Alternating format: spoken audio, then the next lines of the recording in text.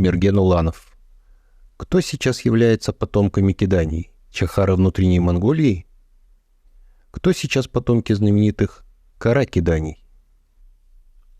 Для тех, кто не знает, кто такие кидани, рекомендую пройти по подсказке и посмотреть небольшой цикл видео об истории этого народа и государства Ляо, а потом вернуться к просмотру этого видео. По поводу чахаров.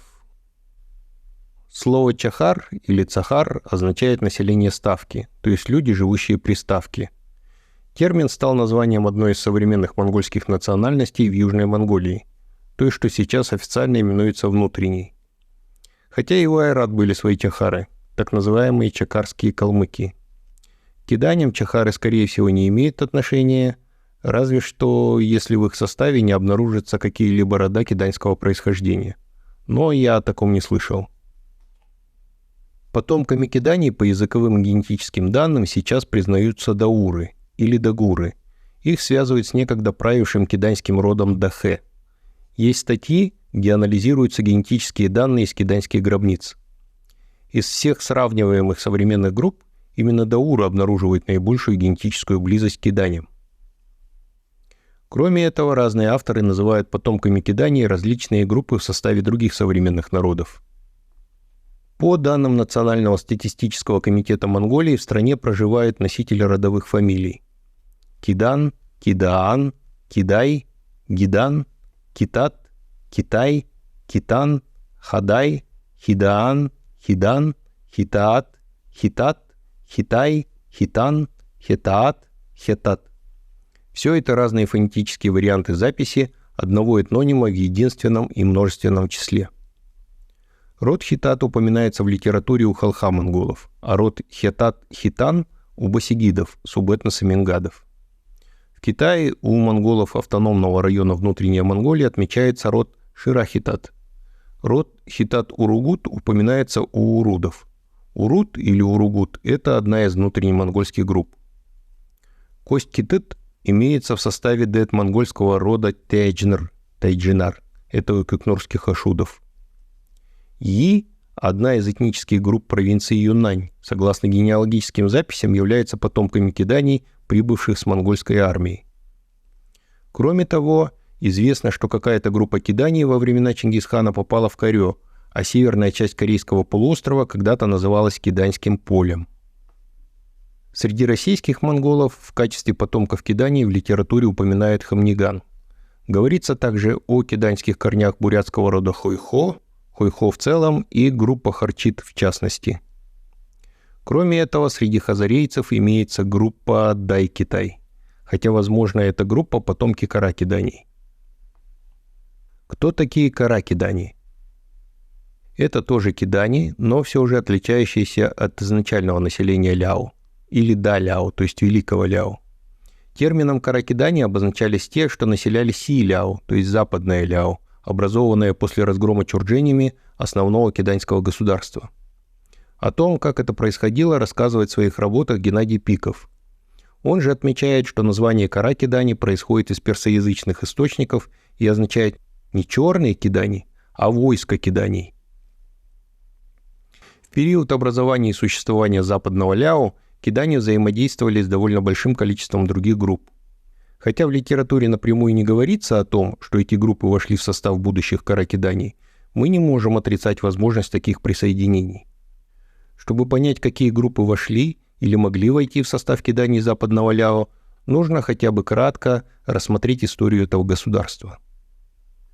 На заключительном этапе борьбы за Ляо, длившемся с 1119 по 1125 год и закончившемся захватом императора Тяньцзоди, он же Елюй Аго, киданьское сопротивление возглавил полководец и принц Елюй Даши. После пленения императора чурдженями Елюй Даши возвел на престол его сына, после чего, согласно Ляоши, бежал на запад в сопровождении примерно 200 всадников. У Джуйни приводятся еще две цифры – 80 человек его племени и огромное количество людей. Вторая цифра, видимо, относится к более позднему времени, когда Елюй Даши пополнил свои силы на западной границе за счет присоединившихся к нему остатков разгромленных киданьских отрядов. Пополнение шло за счет мелких киданьских племен, родов и гарнизонов крепостей, еще не захваченных чурдженями. Пройдя земли ингутов, Даши прибыл в город Кедунчен на реке Архон на северо-западной границе Ляо. В этом городе располагался 20-тысячный киданьский гарнизон, контролировавший окрестные племена. Здесь же проживало 700 бахайских, чурдженских, китайских семей и семей сосланных преступников Киданий. Через несколько месяцев провозглашенный император умер, и Елюй Даши возвел на престол Елюй Джуле, однако через месяц тот был убит своими соратниками. Поэтому в 1124 году Елюй Даши решил объявить себя императором государства Бэйляо, то есть Северное Ляо, с почетным титулом Тяньюй. Один из племенных предводителей с территории Монголии, сдавшийся империи Цзинь, в том же 1124 году сообщил, что Даши объявил себя князем на севере, учредил органы управления на севере и юге, имеет 10 тысяч боевых коней и громадное количество скота и имущества. Даши заключил союз с тангутами, но те не решились на открытые выступления. Если верить сообщению сунского военачальника Джеки Цю, Даши собрал 100-тысячную армию в северных районах их государства. А в 1126 году он предложил уже сунскому императору атаковать Цзинь. Узнав об этом, чурджени стремительно атаковали Сун и заставили пойти на заключение сепаратного мира. Тогда Даши обратился за помощью к последнему союзнику – кочевым племенам. Те согласились не поставлять лошадей в цзиньскую армию, но как только чурджени сделали запрос о причине неповиновения, вынуждены были подчиниться и даже отправили в качестве заложника ханского наследника. Воспользовавшись беспокойством, которое вызвало у кочевников появление чурджени на их территории, Елюй Даши созвал Курултай в городе Байтин-Духуфу, или просто Байтин. Байтин – это старинный уйгурский город Бешбалык. На этот съезд прибыли главы 7 джоу, то есть областей, и вожди 18 бу, то есть племен. Названия областей были следующие: Вэйур, скорее всего уйгуры, Чуньдэ, Хуйфань, Синь, Далинь, Цзэхэ, То. Среди 18 племен, поддержавших Даши, указываются племена, жившие в самых разных частях современной территории Монголии и Сибири. Дахуан Шивэй, то есть большие желтые шивэй, кочевавшие в районе Байкала. Дила или Теле, видимо, Теле истории династии Тан и Теленгут Урашит-ад-Дина, обитавшие по берегам Амура. Ваньзила, видимо, Хунгерат. Чадзила или Дзядзила, видимо, Джеджират. Ми-Эрдзи или Мирки, видимо, Миркит Урашит-ад-Дина. Дзулбу, возможно, татар. Тангу, видимо, тангут. Хумусы или хумусю, видимо, хумус. Еси, видимо, есут. Бигуде или бигуда, возможно, жившие на Амуре. Нила. Хэджу, хэчу. Угули или уруди, возможно, уги или урянхай. Пусуань или бусуань. Сиди. Талакуай или Далагуай, видимо, Таргутай. Тамили или Дамили, Дамгалык Урашит-ад-Дина. И Дзюэрби, возможно, Дорбен. По всей видимости, съезд состоялся после 1126 года. Вероятно, на этом съезде Елюй Даши принял монгольский титул Гурхан. Стремясь восстановить империю и организовать борьбу с тюрдженями, Даши пытается создать союз племен и придать ему наступательный характер. Племена дали 10 тысяч хорошо вооруженных и обученных воинов, Даши назначил командиров, привел в порядок оружие и снаряжение и разделил отряды по 500 человек. Под его знамена стали собираться и киданьские беженцы, и лишившиеся имения голодные, истомленные, бедные и всякого сорта люди. Одновременно он пытается создать систему укрепленных районов. Однако взгляды на союз у Даши и представителей племен были разными. Племена предполагали лишь оборонительный союз, и после первых же активных действий Даши поход на округ Тайчжоу к западу от слияния рек Нонни и Сунгари одно за другим стали отпадать от союза. В 1129 году дзиньский император отправил против Северной Ляо 20-тысячный корпус под руководством Юлю Юйду. Осенью того же года тот занимает Кэдунчэн. Однако войска Даши пресекли снабжение дзиньского корпуса и, оставшись без продовольствия, Юлю Юйду вынужден был отступить. Вожди кочевых племен отказали тюркченам в повиновении, а монголы Хабулхана даже объявили им войну. В 1129-м Даши уходит дальше на запад и проходит через земли уйгуров. С этого времени кидане, ушедшие с ним, получают название Кара-Китаи. Поскольку соотношение сил на восточном направлении было не в его пользу, в 1130 году Юлюй Даши поставил перед войсками задачу совершить марш на запад, к Даши. Так по-китайски назывались арабы. У Ляо была связь с этими землями. Непосредственно перед приходом Юлюй Даши на службе у караханидов находилось более 16 тысяч шатров киданий. В 1130-1134 годах Даши пытается сделать плацдармом для борьбы с дзинь киргизские земли. Но, согласно Рашид-ад-Дину, он встретил противодействие. Встретив сопротивление, в 1132 году кидане вернулись в Турфанское княжество. Отсюда вторым путем они пришли в район Эмиля, или Чугучака, захватив с собой 40 тысяч шатров тюркских племен. Пришедшие из Даши основали город Эмиль. Оттуда началась экспансия каракиданий в Междуречье.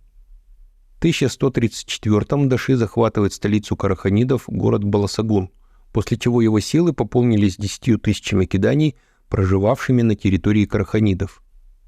Затем ему покоряются Мавераннахр и Хорезм. Согласно Ляоши, в третьем месяце того же 1134 года на восток была отправлена 70-тысячная армия, но поход не удался. Возможно, этот факт заставил отказаться от идеи реставрации империи. Однако и после этого кидане продолжали бросать вызов господству Цзинь в 1146 году и продолжали отправлять разведчиков и небольшие военные отряды против Цзинь в 1156, 1177, 1185 и 1188 годах. Это указывает на то, что значительный интерес к идее отвоевания территорий сохранялся в течение первых двух поколений.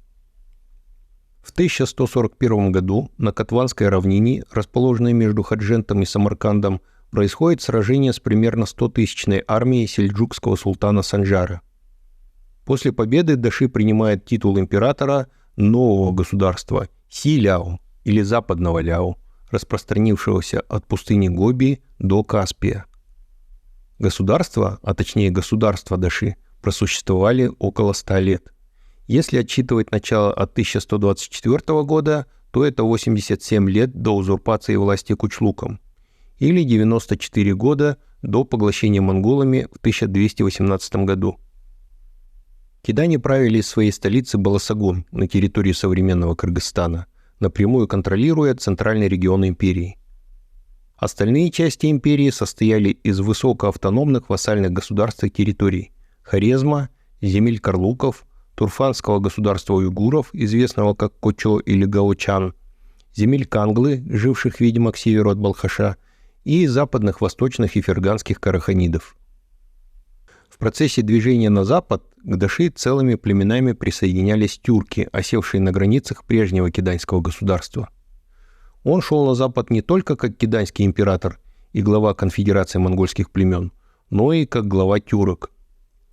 В Си-Ляо правитель именовался как и в Ляо, Хуанди, то есть император, имел монгольский титул Гурхан и титул тюркский хан. На землях новой империи проживали пришедшие с киданиями отдельные западномонгольские группы, тунгусские элементы и жители отдельных вассальных тюркских государств – таджики, карлуки, группа тюрок во главе с караханидами, уйгуры, так называемые хань-эр, то ли китайцы, жившие среди киданий, то ли окитаившиеся киданий, много умелых и ученых людей из числа евреев и индийские мусульмане. Большая часть подданных была мусульманами, хотя значительное меньшинство исповедовало буддизм и несторианство. Большинство населения было оседлым, хотя внезапно стало более кочевым к концу существования империи из-за притока найманов. Предполагается, что найманы были второй по численности группой после киданий. Уже в эпоху Чингисхана Гурхан-Джулху поручил убежавшему от монголов найманскому принцу Кучлуку вербовать остатки разгромленных монголами найманов и меркитов, видимо, желая использовать их против непокорных вассалов. В 1211 году Кучлук захватил власть, а в 1213, после смерти Джулху, он был провозглашен Гурханом.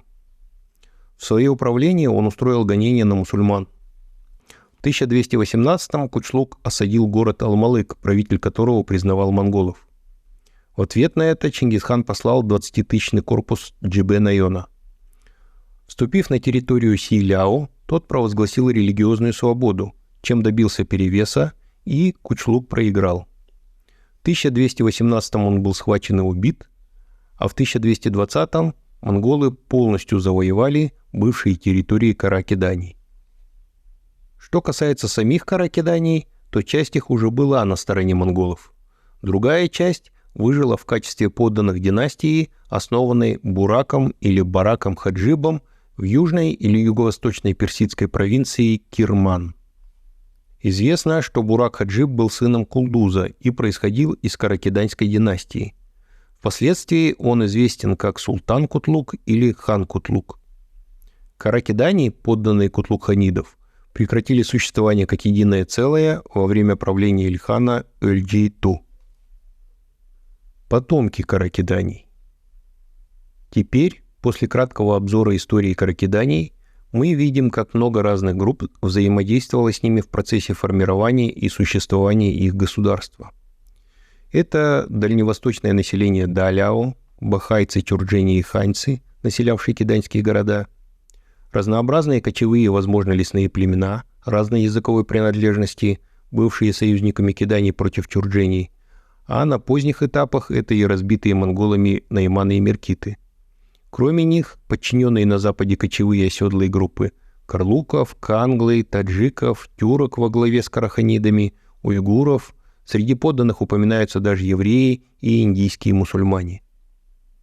Понятно, что ядро каракиданий составляли кидане прежнего государства, Даляо, уничтоженного тюрдженями. Но, теоретически рассуждая, в состав каракиданий могли войти любые из перечисленных групп. Сложно сказать, произошло ли это в действительности, но можно предполагать, что с наибольшей вероятностью это могло происходить для кочевых групп. То есть состав каракиданий мог отличаться от состава киданий Даляо, возможно, даже значительно. Однако насколько значительно, мы не знаем, поскольку этот вопрос никто не изучал. Производные этнонима Китан, Кидан встречаются в разных частях Евразии.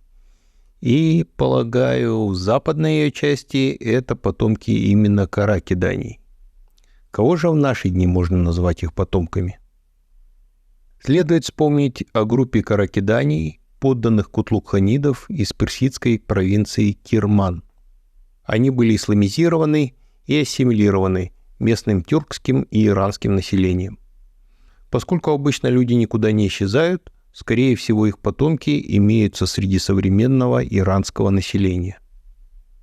Рода с названиями Хитай, Китай, Ктай, Кытай, Катай упоминаются в литературе в составе современных казахов, киргизов, узбеков, нагайцев, каракалпаков, башкир, гагаузов и других современных народов.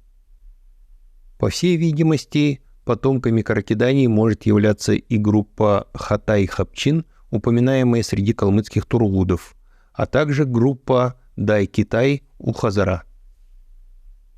По этому вопросу все, кратко не получилось, поэтому этот ответ, как и предыдущие, в отдельном видео. Буду рад адекватным комментариям, задавайте свои вопросы. Кому интересны дальнейшие ответы, следуйте по конечным заставкам, подписывайтесь на канал, и вы точно ничего не пропустите.